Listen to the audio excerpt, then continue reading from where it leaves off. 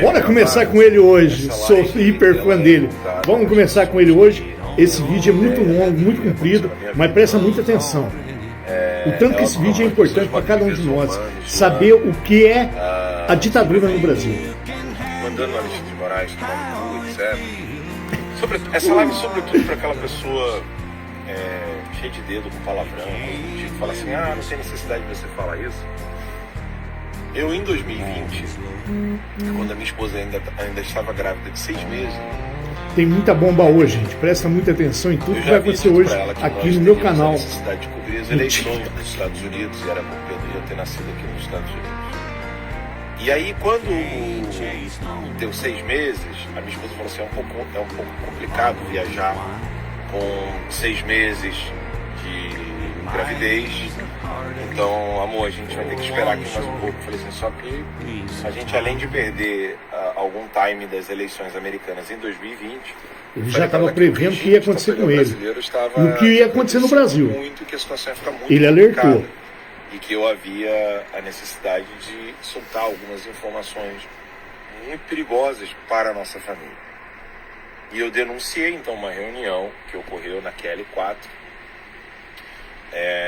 uma reunião onde estava Barroso, Alcolumbre, Maia, um ministro do TCU e um ministro do STJ, e eles diziam que eles precisavam caçar a chapa do Bolsonaro com o Mourão e impedir o Bolsonaro de continuar fazendo o trabalho dele. Havia só 1 ano e meio, um pouco mais de... Não, 1 ano e meio que o Bolsonaro era presidente. E eu já percebi que a situação estava extremamente complicada. Pois bem, percebendo isso, eu não arredei o pé, continuei fazendo meu trabalho jornalístico, denunciei isso, além das reuniões, eu denunciei o que a China estava fazendo no Brasil. E a minha esposa grávida de 9 meses, então eu fui surpreendido com a primeira busca e apreensão na minha casa. Eles invadiram a minha casa com a minha esposa grávida, apontando armas para mim, para minha esposa e meus filhos.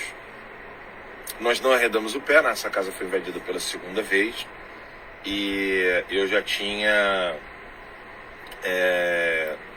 denunciado o que a China estava fazendo por trás de todos os operadores da censura no Brasil.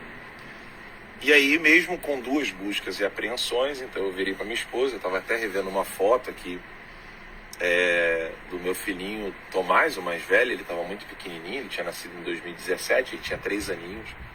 E eu então falei para minha esposa, e também a decisão mais difícil da minha vida, virei para ela e falei assim: amor, a gente vai precisar, eu vou precisar de ir para os Estados Unidos, você vem depois, porque a gente não pode deixar de cobrir as eleições nos Estados Unidos, porque ela será crucial para o Brasil. E aí viajei, vim para os Estados Unidos e soltei mais uma bomba, que era a bomba da maleta de escutas telefônicas que havia em Brasília, que o TSE ficou sabendo dessas maletas de escuta, porque o TSE estava querendo contratar uma empresa alemã chamada Rods & Schwarz. E essa empresa alemã, ela faz uma varredura para ver onde existe algum foco de simulação de ERB. ERB é ERB, que é Estação Rádio Base. Então, ali você vê onde está simulando isso a estação crime, rádio viu? base. Isso é crime. Você, então, reconhece que ali o que ele está denunciando aqui era um crime. Pois bem, isso acabou acontecendo e a simulação de estação rádio base aconteceu. Estou botando isso aqui porque eu sou careca, né? Tem um sol batendo aqui. As simulações rádio base, ou seja, as simulações de estações rádio base estavam uma na Embaixada da Coreia do Norte, outra na Embaixada da China, outra na casa do Cacai. E esse documento é o documento do TSE recebido, então, o relatório da empresa Rods & Schwarz. Eu soltei essa informação bombástica, né? Foi um dos maiores furos jornalísticos das últimas décadas, né? Porque se existe alguma prova de interferência, de espionagem no Brasil nas últimas décadas, isso se deu por causa dessa matéria do Terça Livre. óbvio. Vocês estão ouvindo? Eles jamais iriam. Eu falei que era crime. Alguém perguntou dirigir um Tesla, assim. E ele denunciou. Dirigindo, eu tô de boa falando com vocês. Para quem acompanha ele, segue ele, sabe que isso é pura verdade, viu, gente? Derrubar e acabar. Não tem nada de fake news, não. Alan dos Santos é transparente desse jeito depois, verdadeiro. Alexandre de Moraes pede a minha prisão e extradição. Boca suja. Por exemplo, a ida da minha esposa.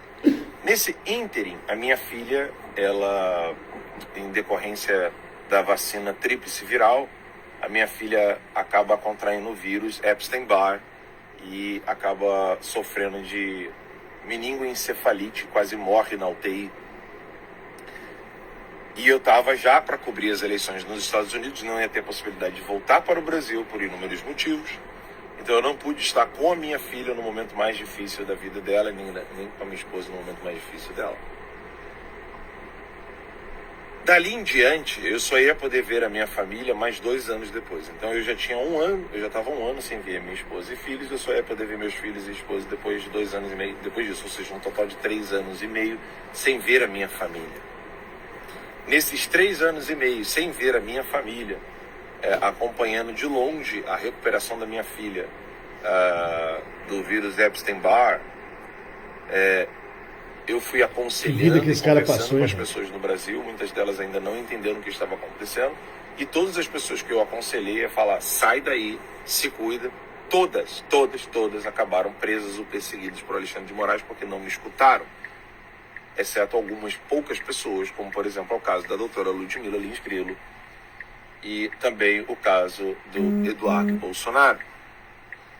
Ao ouvir e dar ouvidos ao que eu disse, Eduardo Bolsonaro, uma vez estando aqui, ele percebeu que ele não poderia mais continuar naquele processo de ficar fazendo acordos caracus, né?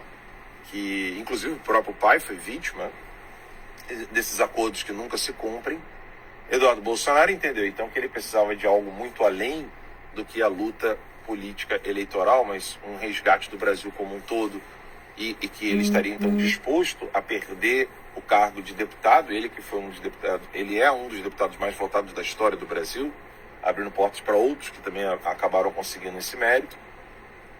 Eduardo Bolsonaro entende e segue um conselho do próprio professor Olavo de Carvalho, que era a aplicação da Lei Magnitsky, algo que o Paulo Figueiredo compreendeu depois, porque já em 2020 o professor Olavo de Carvalho já havia me dito isso, e eu havia comunicado a várias pessoas, muita gente achava que era impossível.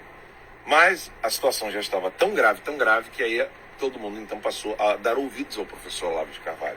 Algo que ele tinha me dito em 2020. 5 anos se passaram. Desde a CPMI das fake news em 2019, em novembro completa 6 anos que eu estou sendo perseguido por essa tirania. 6 anos. 6 longos anos. 3 anos e meio, né, destes 6 anos, sem ver família e filhos. Hoje é o dia que a Lei Magnitsky foi aplicada a Alexandre de Moraes. 5 anos depois do professor Olavo de Carvalho ter falado que vocês estão achando que esse vídeo é antigo? Esse vídeo é de hoje. 31 de setembro de 2025. Pequeno, né? São exatamente 10 horas e 25 minutos. Seja o suficiente para que vocês entendam o porquê que eu vou continuar zombando, xingando Alexandre de Moraes, porque é isso que ele merece. Então, uma vez dito isso, né, não deixem de compartilhar essa live, sobretudo para aquela pessoa que não sabe quem eu sou, o que eu sofri, o que aconteceu comigo, e o quanto eu esperei por esse dia. Se você conhece alguém que não sabe o quanto eu esperei por esse dia, ficou falando que era tic-tac, mais 72 horas, que era mais uma ilusão do povo brasileiro, mande esse vídeo para essa pessoa, tá bom? Eu vou deixar essa live salva e mais Parabéns, tarde eu e o Max entraremos ao vivo explicando para vocês se não fosse você quais são as consequências da Lei Magnitsky. Começar com tudo isso, não tinha Eduardo, não tinha Paulo, não tinha ninguém aí lutando por nós. Que Deus te abençoe, Que Deus abençoe a tua Chegou o dia que o família. tirano Paz e bens. vai Vem seguir comigo, gente. Curte, compartilhe, comente. passos Esse das vídeo tem pessoas que que chegar sofreram, ou no seja, mundo inteiro, igual está ele será chegando. ele E já também foi através do meu sancionado. canal aqui. Agora ele vai sofrer as consequências Em todas as redes sociais. dessa Tá decisão. bom? Vem dessa comigo, sanção. gente. Eu sou Alan dos Santos, jornalista fundador do que foi o maior portal conservador de notícias da América Latina, que era o Terça Livre.